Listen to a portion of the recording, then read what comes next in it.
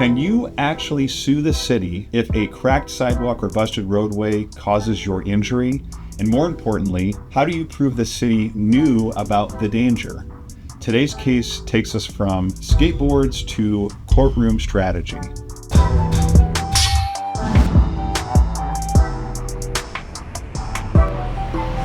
I'm Eric Ganci, and this is Law on Edge, bringing you cutting-edge laws to keep you at your sharpest. Welcome to Law on Edge, a podcast presented by Antonian Miranda and hosted by yours truly, Eric Ganci, Ganci. I'm a trial lawyer at Antonian Miranda in California, and you can find me on Instagram at Eric Ganci ESQ and on LinkedIn at Eric Ganci. Also see our website, AntonianMiranda.com. In this show, I discuss new California law and federal case law and new statutes which can have immediate and direct impact on your case. I've tried over 70 jury trials to verdict, and while I'm very much a plaintiff lawyer, I pride myself in tracking and presenting cases in an objective manner. Having said that, if you want to discuss your case with me or want to talk with me about co-counseling a case or trial with you, please reach out. I'm based out of California, but I can try cases all over, and I run focus groups for lawyers all over the country, both virtually and in person. This art of being a trial lawyer takes a ton of work to track all the incoming information, to then be able to know how to express it in the story for our clients. But it's all well worth the work, and our clients mean the world to us, and holding defendants accountable for what they've done to our clients is what we do. My aim is for this show to help and inspire other trial attorneys to build stronger cases for their clients, and to also reach out to those people in the gallery who have a curiosity for the law and how we fight the good fight. With that, let's dive into the first episode of Law on Edge.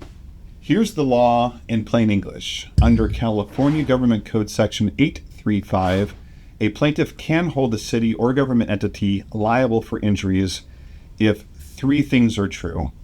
A dangerous condition existed on the public property.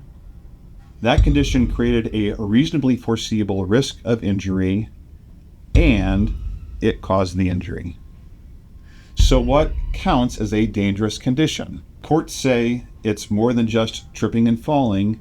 It has to be public property that's physically damaged, deteriorated, or defective in a way that creates a foreseeable risk. And here's the kicker. You also have to prove the city either created it or knew about it. Let's bring this into real life with the case Restivo versus City of Petaluma, a 2025 case.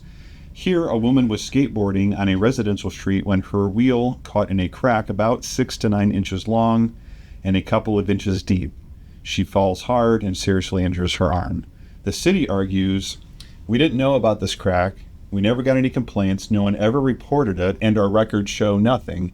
The plaintiff argues, actually, the city had pavement management reports showing the street was in poor condition. They had applied crack sealant before and later repaved it after my injury. Sounds pretty strong, right? But here's what happened. The trial court said, yes, this crack could be dangerous, but no, the plaintiff didn't prove the city had actual knowledge or constructive notice. The appellate court agreed, saying speculation isn't enough. You can't just show a report that says poor condition. You have to link it directly to the city's knowledge of the crack that caused the injury. So here's how this can be used by lawyers in upcoming cases. When you are litigating a case against a government entity, dig for documents that show knowledge, but don't stop there. You need to connect the dots between those records and the specific dangerous condition. For example, a report that says poor street condition may not cut it unless you show the city employees knew or should have known about the pothole or crack. This court contrasted this with Ortega versus Kmart, a big case out of 2001, where a store was held liable for not inspecting a spilled milk aisle. The difference, in Ortega, the lack of inspection itself was enough to create an inference of negligence. For cities here, in this case, not so much. The court here needed evidence of the notice. For citizens, if you're injured because of bad roads or sidewalks, know this. Just pointing out that the street looked rough may not be enough. You may need evidence that the city actually was aware or should have been aware of the exact danger that caused your injury. Here's the edge. Against a government entity, speculations may not win cases. You may need documents, proof of complaints, inspection logs, or testimony that ties everything together of the specific danger and notice. Without that, your case may be dead on arrival.